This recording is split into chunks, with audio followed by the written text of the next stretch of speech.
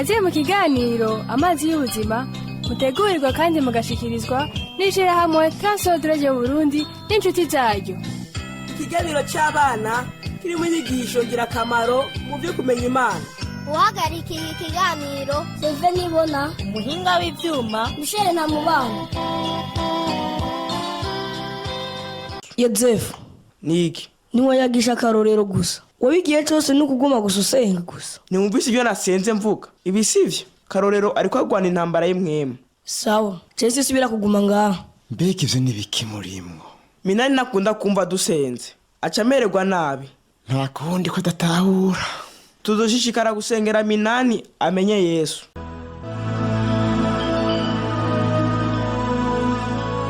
Nyoko, sinzi gitume Yozefu agira ibintu. Agira iki Gamina? Aguma agerageza kubiwa imbere. Agira iki? Tureko turaganiriza akarorero Yozefu nawe atangura gusenga. Naciye nsohoka, hanyuma ngaruka kabiri kose sanga kiriko arasenga.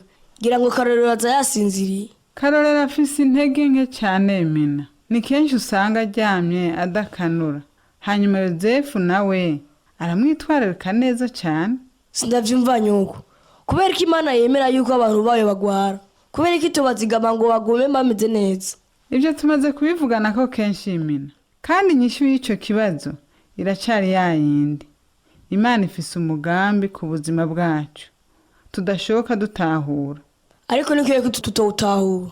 Ni nk'igihe wowe uhagaze hejuru ku musozi, urashobora kubona ibintu uhagaze munsi y'umusozi atabona. Birashoboka. Ariko rero none ganyoko, amasengesho yakora by'ukuri jewe sinigeze mbona ko akora. Era umunyana aracari kwa kundi atagira kuguru. Mwananje Minani, icyo nokubwira nikijya dusoma mu cete ca Yakobo gice ca 4:8 havuga ngo muyegereze Imana ayizobegera. Twegereye Imana tumenya yuko ari iganza ubuzima bwacu naho tuba tugwaye. Murambarira kubaciramwe. Karorero aragukeneye nyoko.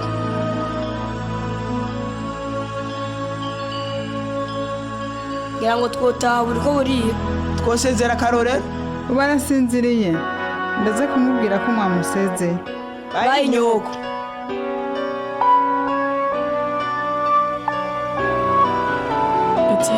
Yozefu nageze kubyuka. Nikiga mama. Twitegura inyigisho zo mu gatondo zirageze. Ego, reka nje mvyuka ubu nyene. Umaze kwambara uvyura b'abana bakotso Buzoya na Sisero nabo nyene turajana. Ego mama. Ntusubire kuryama Yoze. Naremereye pastori ko nzoshika ku rusengero hakiri kare. Hari udukorwa twinshi nyokuru yahora amufasha mu gitondo.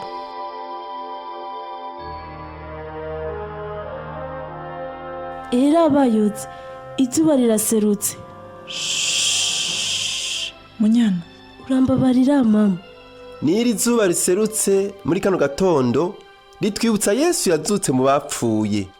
Yapfuye abambwe ku musaraba kubw'icyaha cawe nanje. Yesu yikoreye ibyaha byabo mu isi kuko adukunda urukundo rw'akabura rugero. Mu cete ca mbere c'Abikorinto igice 15:56 haravuga ngo ibyaha nivyo ruboyi rw'urupfu kandi ubushobozi bw'ibyaha nivyagezwe. Ku murongo wa 57 havuga ngo ariko Imana ishimwe iduha gutsinda kubw'umwami wacu Yesu Kristo. Imana ishimwe. Urakoze Yesu. Kandi umuntu wese yakiriye Yesu nk'umwami n'umukiza akamuhebera ubuzima bwiwe ngo amwiganzire acaronka iyo ntsinzi. Icyaha nikiba kimunesha. Iyo Imana iravye abana bayo icibona nuko Yesu yabarihiye umwenda w'icyaha.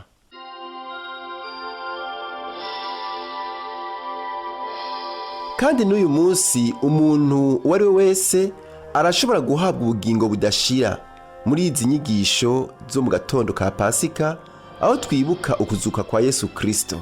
Kumbure wahereye kera uja mu rusengero ukaba utarakira umwami Yesu nk'umukiza wawe, cyane bwoba ari ubwa mbere winjira mu rusengero. Uyu munsi Yesu Kristo arashobora kuza mu bugingo bwawe. Wewe icyo wokora nukwereka Yesu yuko ugomba kumwakira ubikunze. Nutega ubwoba n'uwo bakubona ari ruhande yawe. asanga ugomba ko Yesu aza mu bugingo bwawe uyu munsi, nuhaguruke uze hano imbere. Aba munyana Buzoya yarahagurutse agiye imbere. urakoze Yesu, urakoze ko wishyuye isengesho ryanje. Yego Yesu urakoze.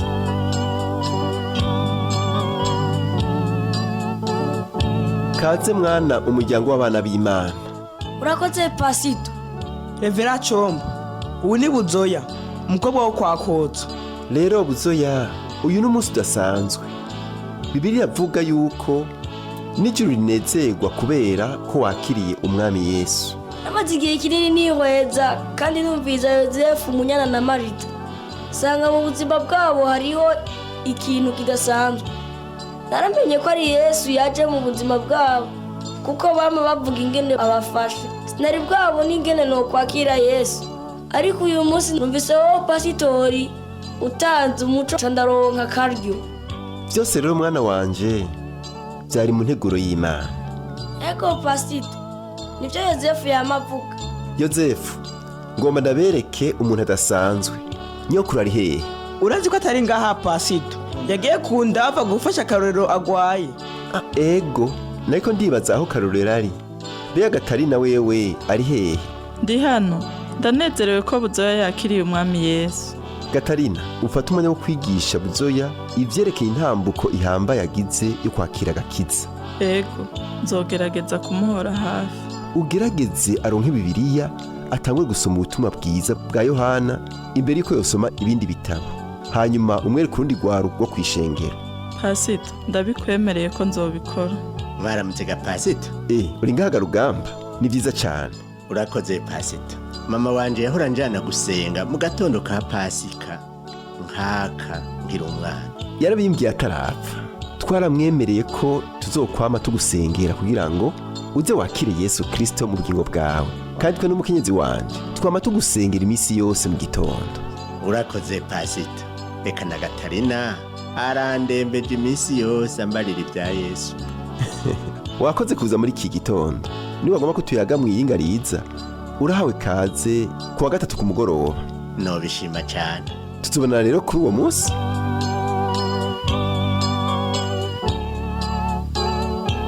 Nguma nshima Imana icyakozwe mu buzima bwawe Buzoya. Eka nacewe ngo mashima. Tuzohora dufatanya gusoma Bibiliya no gusenga inyuma ya saa sita. Na jewe zohora nza dufatanye. Uzoze dufatanye. Na Yozefu turamubwira tuzohore tuba turi kumwe. Ivyo vyerekeye iki? Twariko turiyumvira ko twohora dufata umwanya wo gusangira ijambo ry'Imana n'amasengesho ku mutaga. Nyokuru yamavuga ko dukwiye gufata imyanya yo kuba turi kumwe tugafashanya. Yozefu, uzohamufasha gusigurira papa wanje ico Yesu yakoze mu buzima bwanje. Ego nzogufasha. Kandi nzobwira na Pastori azimuhira.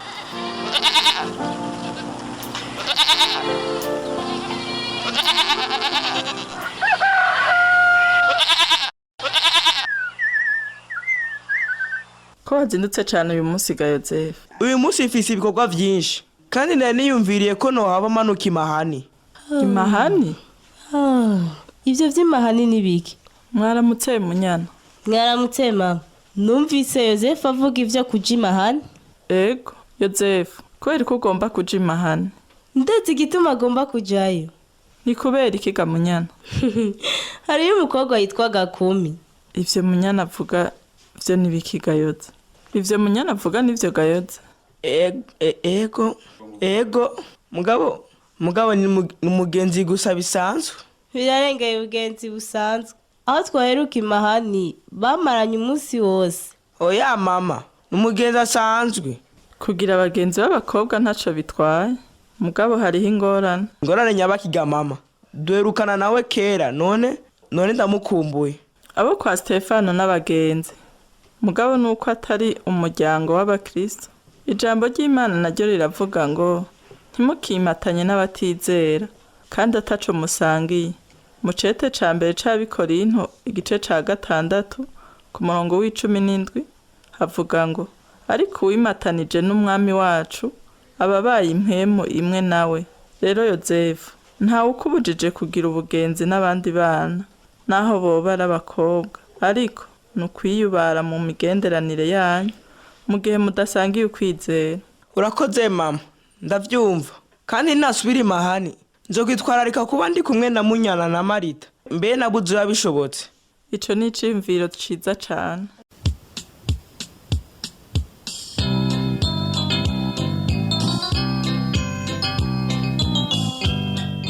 Ico kiganiro amazi y'ubuzima mwagishikirijwe n'ishirahamwe Transworld Radio Burundi n'inshuti zaryo. ababashikirije ico kiganiro naba abana Sengiyumva Emmanuel, Daniel Nibona, Grace Nibona, Dushime Anne Siela, ijwi rya nyokuru Consolate Kabura, umumenyereza w'igikino Samuel Sabimbo. hagize ico bagomba kubaza canke gutunganira twandikire Transworld Radio Burundi agasanduku ka posita 1140 Bujumbura.